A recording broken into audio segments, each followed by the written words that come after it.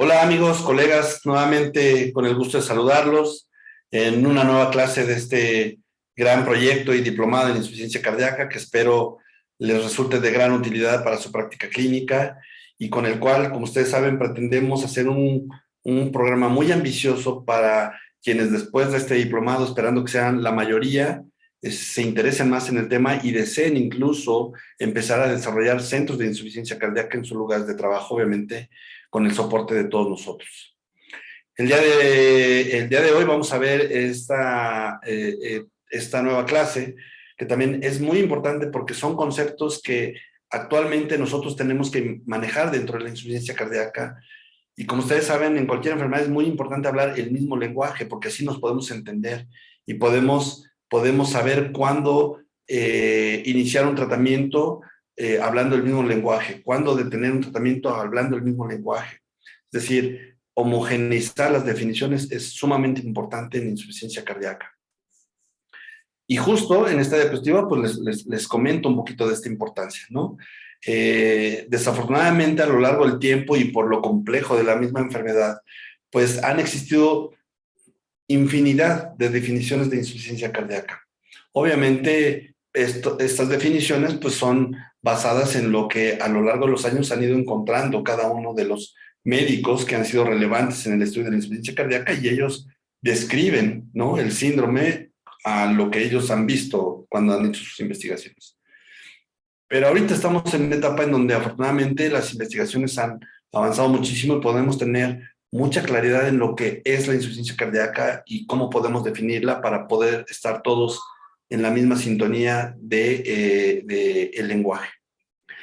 ¿Por qué es muy importante? Porque sabemos que si no hay una homogeneidad, pues esto genera que cada uno pueda interpretar a su manera cuando un paciente tiene insuficiencia cardíaca, cuando tiene insuficiencia cardíaca avanzada, cuando no la tiene, y esto puede generar muchas disparidades en la atención, porque a lo mejor para mí yo puedo estar hablando a un paciente con insuficiencia cardíaca y para mí ya es importante iniciar el tratamiento lo antes posible, y para otra persona puede decir, no, pues es que yo leí que la insuficiencia cardíaca no empieza hasta que desarrolla tal o cual síntoma, y para mí no es insuficiencia cardíaca, y entonces para mí no le tengo que iniciar tratamiento. Y eso definitivamente impacta en el pronóstico y en la evolución del paciente, ¿estamos de acuerdo?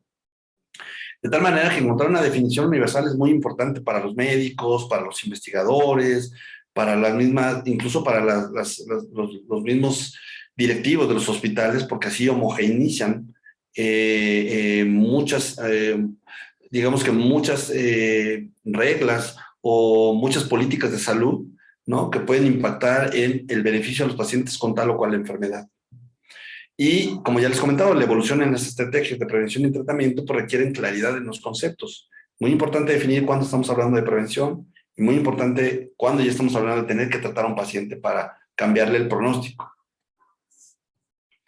Y para definir esto y para que les quede un poquito más claro, pues aquí les pongo las dos definiciones de las dos sociedades cardiológicas más importantes del mundo, que todos sabemos que existe, que son el American College of Cardiology, junto con el American Heart, ¿no?, de Estados Unidos, y la Sociedad Europea del Corazón, hablando de Europa. Entonces vean cómo pueden compartir algunas palabras, pueden tener algunas similitudes, pero al final las definiciones pueden hacer que cada uno de nosotros las interprete de diferentes maneras, ¿no? Entonces, era muy importante que todas estas sociedades importantes se unieran para decir, este es el nuevo concepto que vamos a manejar todos y sobre esto nos vamos a regir para hacer investigación, para hacer prevención, para hacer detección oportuna, para iniciar tratamiento y para definir en algún momento, si el paciente entra en una etapa avanzada, pues quién es candidato a un trasplante, quién es candidato a una asistencia ventricular o quién desafortunadamente tendrá que ir a cuidados paliativos. Y evidentemente, pues tenemos que tener términos claros cuando estamos buscando una definición global, ¿no? En la que todos estemos de acuerdo. Tenemos que tener variables objetivas en las que todos digamos, sí, efectivamente, si el paciente tiene esto, podemos decir que cumple con la definición de tal o cual enfermedad, y en insuficiencia cardíaca no es la excepción. A lo largo del tiempo se han propuesto muchas variables, porque lo que tenemos que entender es que la insuficiencia cardíaca genera en el paciente problemas de falta de aire, incapacidad de hacer ejercicio, ¿no? Y esta falta de aire es por congestión, ¿no? La congestión no es más que una manifestación de esta incapacidad del corazón de hacer que la sangre circule, ¿no? En sentido anterógrado, ¿no? Corazón derecho, pulmones, corazón izquierdo, circulación sistémica, ¿no? Y después regresa a la circulación menor. Y evidentemente cuando la sangre pierde esa capacidad de circular, puesto que el corazón ya no puede hacerla circular, empieza a haber, la sangre, digamos que se empieza a estancar y empieza a hacer que en las cavidades izquierdas, que es donde se empieza a acumular, pues empieza a haber un incremento de las presiones. Entonces, si ustedes ven las definiciones o las variables objetivas que se proponían, pues justo era la medición de este incremento de las presiones, ¿no? Medidas hemodinámicas, como poner un catéter Swan-Ganz, ¿no? Por mediante un cateterismo derecho, para medir la presión dentro de estas cavidades que tiene, en el escenario de falla cardíaca, tiene que estar sí o sí incrementada, porque si no, no podría definirse el síndrome. Que hubiera biomarcadores asociados a congestión como péptidos natriuréticos y que se liberaran producto de esta distensión, es decir, que fueran marcadores específicos de este incremento de la presión dentro de las cavidades del corazón, que hubiera ciertas mediciones en sangre de hiperactividad neurohormonal con estos mecanismos compensadores que comentamos en la clase pasada que se activan cuando hay un insulto primario del corazón y que después va a derivar en que el corazón empiece a no hacer su función de manera adecuada. Y que la otra es que tuviéramos pruebas que nos objetivizaran la disnea del paciente. Es decir, si el paciente me llega con disnea, pues yo efectivamente poder hacer una prueba que me dijera sí, perdió su capacidad de hacer ejercicio. Sin embargo, muchas de estas variables, por ejemplo, son poco prácticas, ¿no? En una consulta, para poder sospechar y diagnosticar. Por ejemplo, en una consulta, pues no le voy a meter un catéter al paciente. En una consulta no le voy a tomar una muestra de sangre para medir niveles de adrenalina o noradrenalina al paciente.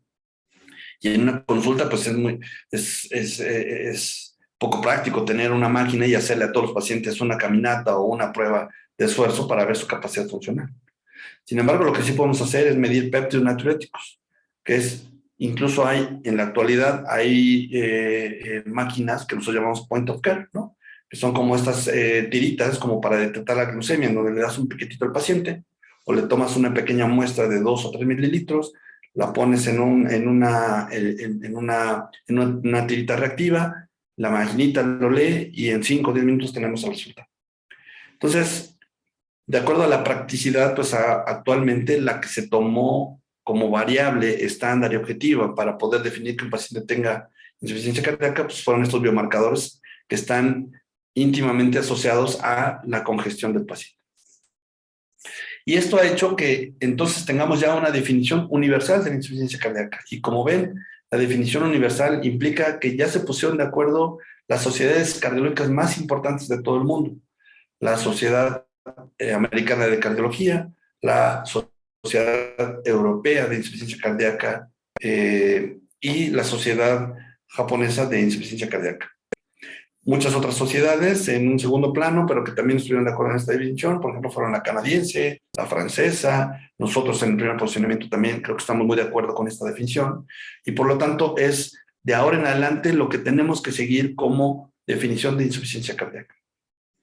Entonces, tenemos que empezar, cuando nosotros queremos diagnosticar una enfermedad, pues, ¿qué es lo que hacemos? Interrogamos a nuestro paciente, ¿no? Para saber cuáles son sus antecedentes y cuáles son los síntomas, y en base a eso generar una sospecha. En insuficiencia cardíaca es lo mismo, y tenemos que fijarnos en los síntomas que nos refiere el paciente. De tal manera que los síntomas cardinales que me tienen que a mí hacer sospechar de falla cardíaca, sí o sí, yo podría decir, si el paciente me refiere este síntoma, en automático tengo que voltear a ver insuficiencia cardíaca, es la disnea. La incapacidad de hacer ejercicio con respecto a lo que podía venir haciendo el paciente previamente. No sé, me imagino, el paciente es hombre y que era comerciante y que todo el tiempo caminaba de un lado al otro por su mercancía y que llega diciéndoles que ahora ya no puede porque ya se sofoca. La señora que antes iba al mercado y que lo podía hacer de manera perfecta y ahora dice que ya no puede porque se sofoca. Ya no pueden subir escaleras. En las noches empiezan a tener cambios, ¿no? en el hábito de dormir porque se despiertan por falta de aire. Si tienen disnea paroxística nocturna, tienen que empezar a dormir en diferente posición para no sentirse ahogados, una ortopnea. Entonces, falta de aire al hacer ejercicio y los subrogados durante la noche como ortopnea o disnea paroxística nocturna es el síntoma cardinal que me tiene que a mí levantar la sospecha de falta de insuficiencia cardíaca. Obviamente puede haber muchas otras causas, ¿no? Problema pulmonar, por ejemplo, si es que el paciente fuma muchísimo. Pero aún así, el problema pulmonar pudiera generar cor pulmonar, ¿no? O sea, un problema pulmonar genera un problema del lado derecho del corazón y eso se convierte en falla cardíaca. Entonces, el hecho de que el paciente tenga cor pulmonar no nos exime, a pesar de que podamos asociar la disnea con la enfermedad pulmonar, no nos exime de pensar en falla cardíaca. Y las otras dos, que el paciente me refiere a fatiga o que se está empezando a hinchar de los tobillos, pues aquí es, digo, agua pasa por mi casa, ¿no? O sea, estos tres síntomas cardinales me tienen que hacer a mí, como médico, sospechar de falla cardíaca. Y si además cuando yo lo exploro le encuentro signos que me hagan pensar que las presiones están incrementadas, pues todavía más, ¿no? Entonces, por ejemplo, signos que me hagan pensar que hay un incremento en las presiones del lado izquierdo y que se transmitan de manera retrógrada, pues hacia el pulmón. Entonces, ¿qué le tengo que buscar en el pulmón? Estertores, ¿no? Si estas presiones continúan transmitiéndose y se van hacia el lado derecho y las presiones ahora ya no nada más son desde el lado izquierdo, sino abarcan el lado izquierdo, pulmón y elevación de las presiones en el lado derecho del corazón, pues la presión se va a transmitir a todo el sistema venoso. Entonces, ¿qué voy a ver? Ingurgitación yugular, hepatomegalia, ascitis, edema de miembros pélvicos, ¿no? Entonces, la verdad es que yo, desde mi punto de vista, tenemos que ser muy prácticos y empezar a asociar. En medicina es asociar, ¿no? Falta de aire, pienso en falla cardíaca. Sobre todo si el paciente tiene factores de riesgo, de los que ya hablamos, ¿no? La clase pasada. Hipertensión, diabetes, si el electrocardiograma que yo le haga como un estudio inicial me dice que está hipertrófico, o si tiene una arritmia. O sea, cualquier electrocardiograma anormal en el escenario de un paciente con factores de riesgo me tiene que hacer pensar en una enfermedad del corazón. Y si además el paciente me refiere a disnea, pues prácticamente estoy ya en la antesala del diagnóstico de insuficiencia cardíaca. Entonces, ¿qué tengo que hacer? Pues corroborarlo. O sea, yo ya tengo una sospecha, ¿no? Mi paciente es el típico paciente hipertenso, diabético, que no se cuida, que no hace ejercicio, y le tomo un electro y el electro me dice que tiene hipertrofia ventricular o que tiene una arritmia, y además el paciente llega porque ya se está sofocando o ya se está hinchando, pues ya tengo la idea. O sea, yo lo primero que tengo que pensar es falla cardíaca.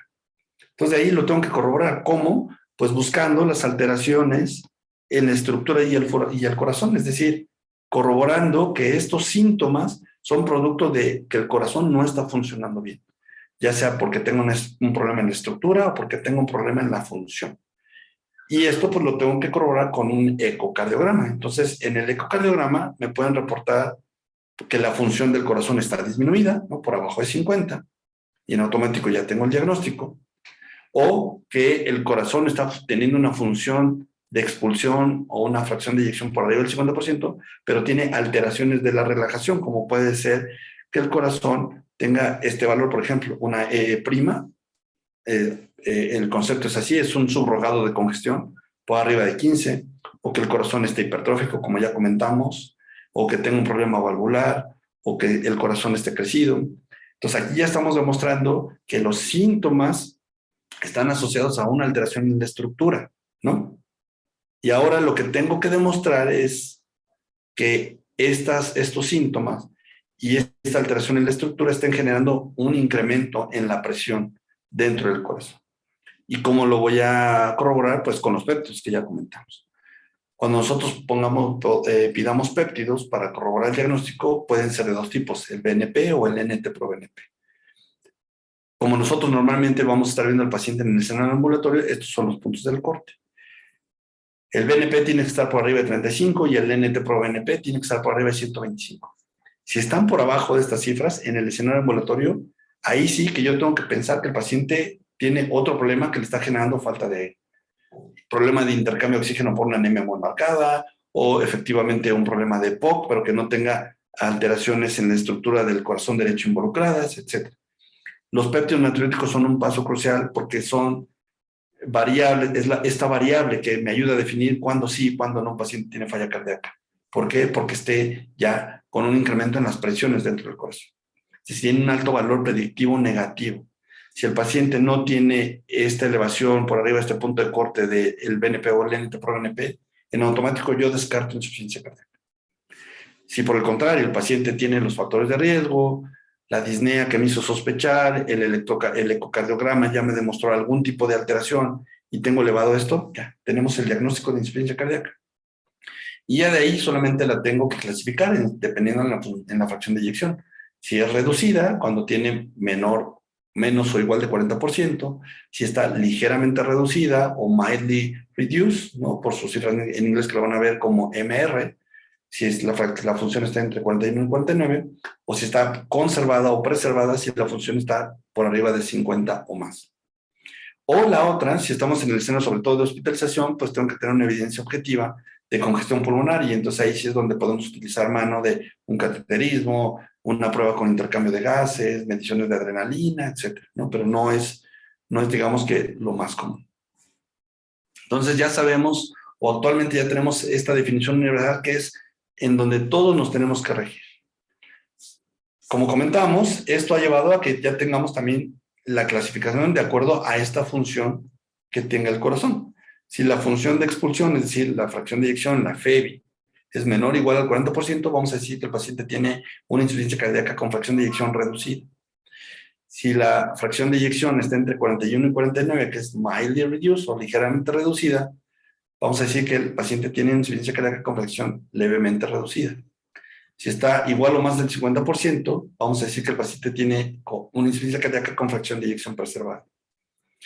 Sin embargo, también actualmente se reconoce que la fracción de eyección puede tener variaciones conforme el tiempo y de acuerdo al tratamiento que nosotros le tengamos. Por ejemplo, un paciente con 50%, si en algún momento se infarta y pierde mucha masa ventricular o de miocitos, pues esa función del 50% se le va a caer, ¿no? Entonces, ahí el paciente a lo mejor ya, si lo teníamos con el diagnóstico de insuficiencia cardíaca con fracción de eyección preservada, pues se irá a un paciente que tenga insuficiencia cardíaca con fracción de eyección reducida, si esa pérdida de miocitos genera que la función quede en menos de 40%. Por el contrario, hay otras enfermedades, que, por ejemplo, una miocarditis, que es una inflamación aguda del corazón, en donde inicialmente el corazón puede tener una función muy disminuida, como por ejemplo 25%, 30%. Pero como es un proceso inflamatorio y al final tiende a resolverse, el paciente tiende a mejorar en la función del corazón y los síntomas. Sin embargo, no se recupera. Esto es muy importante. Después de un evento incardinal en el corazón queda tocado y nunca recupera a la normalidad. Puede mejorar, sí, y de ahí nace el término de estos pacientes que inicialmente, producto, por ejemplo, por una miocarditis, debutan con insuficiencia cardíaca, yo le hago el eco y tiene una insuficiencia cardíaca con fracción de eyección reducida, por ejemplo, 30%. Y a lo largo del tiempo termina la miocarditis, termina el proceso inflamatorio y el corazón se recupera a 45%.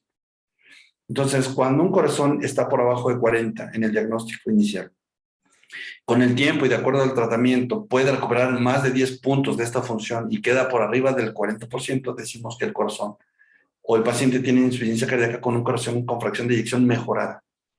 No recuperada, porque bueno, el corazón nunca se recupera desafortunadamente, pero sí puede mejorar, ¿no? Esto evidentemente pues también tiene un impacto positivo en el pronóstico del paciente, pero no nos exime de seguirlo tratando. Es decir, lo único que nos está diciendo es vas por buen camino, el corazón va mejorando, seguramente va a ser muy difícil o en muy pocos casos va a llegar a lo normal, que es por arriba del 50%, pero sigue tratándolo así para que el paciente no tenga una recaída. Como comentábamos en la clase previa, hay definiciones también muy estandarizadas. Antes esta definición de las etapas solamente la manejaban mucho los americanos, los europeos no estaban muy de acuerdo, pero al final de eso se trata, hacer consensos para que todos hablemos de lo mismo. Y entonces estas etapas de progresión de la enfermedad ya también son universales y aceptadas en todo el mundo, de tal manera que también las tenemos que tomar muy en cuenta para poder definir a un paciente. Si el paciente, como ya vimos en la etapa A, es un paciente que está en riesgo de desarrollar insuficiencia cardíaca por estos factores asociados a un daño en el corazón en el tiempo, como son diabetes, hipertensión, obesidad, exposición a quimioterapéuticos, que tenga antecedentes o herencia, ¿no? Para que en algún momento pueda tener un problema a nivel del miocardio. Si estos factores de riesgo no los controlamos, vamos a pasar a un estadio B, que también es llamado preinsuficiencia cardíaca, ¿Por qué? Porque ya estos factores de riesgo generaron un problema en la función o en la estructura, es decir, el corazón ya se puso hipertrófico, o ya se dilató, o el paciente ya se infartó y quedó con una pérdida del movimiento en alguna zona, etcétera, pero aún el paciente, por mecanismos compensadores, no ha desarrollado síntomas.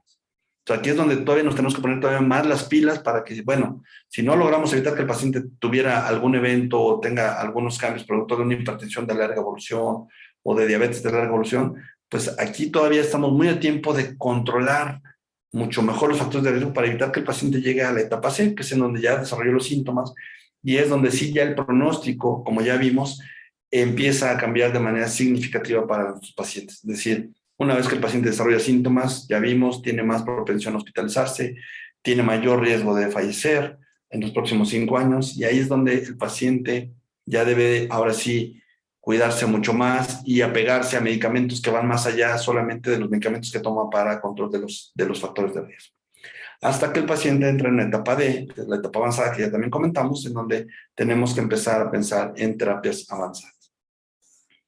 Y una vez que el paciente ya desarrolló síntomas, pues podemos encontrarlo en diferentes etapas, ¿no? O clasificarlo de acuerdo a diferentes contextos. Por ejemplo, podemos utilizar la definición de una insuficiencia cardíaca de novo o de reciente inicio, cuando el paciente nos llega por primera vez diciéndonos que tiene falta de aire y que se está hinchando, y después de todos los estudios que hablamos, que es el ecocardiograma y los espectros natriuréticos, lo diagnosticamos. Entonces ahí es el momento en donde yo le tengo que poner insuficiencia cardíaca de novo, ¿no? Porque el paciente pues es la primera vez que lo estamos diagnosticando.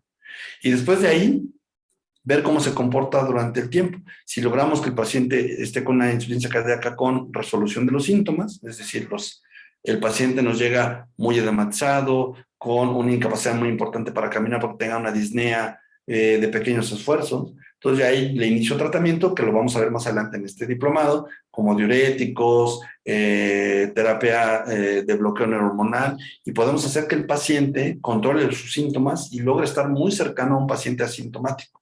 Entonces ahí podemos decir que el paciente tiene resolución de síntomas, pero no podemos decir que el paciente se curó, ¿no? O sea, el paciente ya está en una etapa sintomática, pero controlada.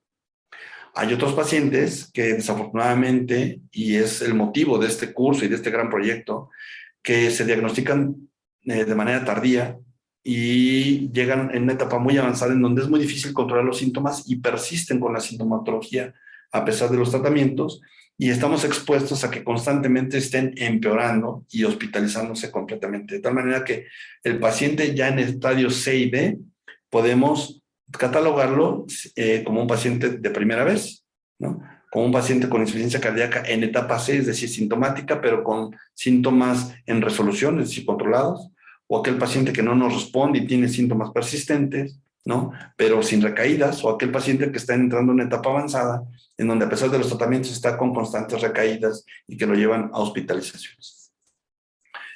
Otro nuevo término que utilizamos es, y que a veces también muy confuso, era cuando teníamos que describir al paciente que llegaba a urgencias y se hospitalizaba. Había desde términos como insuficiencia cardíaca aguda, insuficiencia cardíaca agudizada, insuficiencia cardíaca crónica agudizada, insuficiencia cardíaca agudamente descompensada, insuficiencia cardíaca descompensada.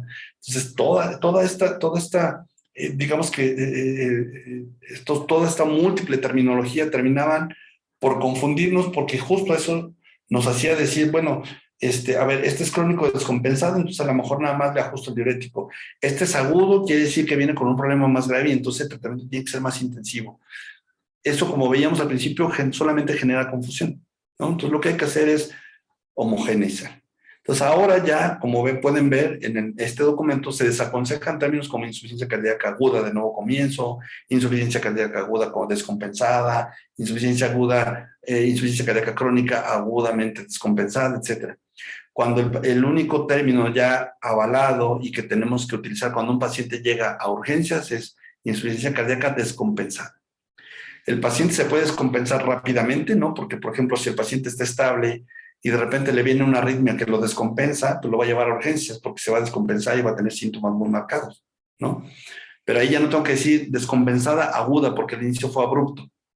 O el paciente que está bien, pero se empieza a descompensar poco a poquito, se está hinchando de a poco, con los días, sube de peso porque está ganando agua, cada vez empieza a poder hacer menos esfuerzo hasta que llega un momento en que está en anasarca y llega con nosotros a urgencias. Entonces ahí la descompensación fue como un poquito más paulatina, a lo largo de días y no en horas, ¿no? Y antes a eso lo llamábamos crónicamente descompensado, pero genera mucha confusión. Ahora, independientemente si el paciente se descompensó en horas o en días, finalmente es un paciente descompensado y así es como lo debo de tomar. Ya en urgencias, ya hay otras herramientas que nos permiten definir el perfil hemodinámico del paciente, si viene con congestión o si además viene con bajo gastro, y a partir de eso estamos en tratamiento. Eso lo vamos a ver más adelante también durante el diplomado. Pero hoy por hoy, el paciente que llega a urgencias con insuficiencia cardíaca y que efectivamente los síntomas lo llevan a buscar una atención de emergencia, le tenemos que decir o le tenemos que poner que es un paciente con insuficiencia cardíaca descompensado y nada más. Después de ahí tenemos que buscar las causas y dar el tratamiento que se requiere. Ya para concluir este tema, pues tenemos que establecer que esta nueva definición universal es realmente útil, es la que tenemos que manejar todos los médicos para estar hablando de lo mismo, porque esto nos va a permitir hacer el diagnóstico en todos los pacientes de igual manera y tomar decisiones de igual manera, ¿no? Y que los puntos importantes son identificar, de acuerdo a esta nueva definición, identificar a los pacientes en riesgo, identificar a los pacientes que empiecen a generar síntomas de falla cardíaca para evitar retrasar el diagnóstico y el tratamiento. Que este diagnóstico no debe de perderse, no debe de retrasarse en pacientes que tengan los síntomas. Vuelvo a repetir, en medicina la insuficiencia cardíaca crónica es muy práctica. El paciente tiene factores de riesgo que todos conocemos y todos dominamos, ¿no? Hipertensión, diabetes, enfermedad renal crónica, enfermedad pulmonar, etcétera, y llega diciéndome que se está ahogando o que ya no puede caminar porque se sofoca y además se está hinchando, falla cardíaca. Y de ahí pidan los dos estudios más importantes que les van a ayudar a corroborar, un ecocardiograma y unos péptidos natriúricos. El que tengan, o cualquiera de los dos, ustedes pueden ya hacer el diagnóstico como ya vimos en la definición. ¿Ok? Y que el paciente que desafortunadamente les llegue en una clase muy avanzada, en que está realmente hinchado, que ya tienen síntomas muy marcados en reposo y demás, pues es mejor enviarlos al hospital para que el especialista los pueda atender y después llevarle un seguimiento crónico. Nuevamente agradezco muchísimo su atención. Como en todas mis diapositivas, les dejo mi red social, que es donde normalmente yo estoy posteando algunas cosas siempre relacionadas a insuficiencia cardíaca y donde también podemos tener algún tipo de contacto mediante mensajería. Muchísimas gracias por su atención.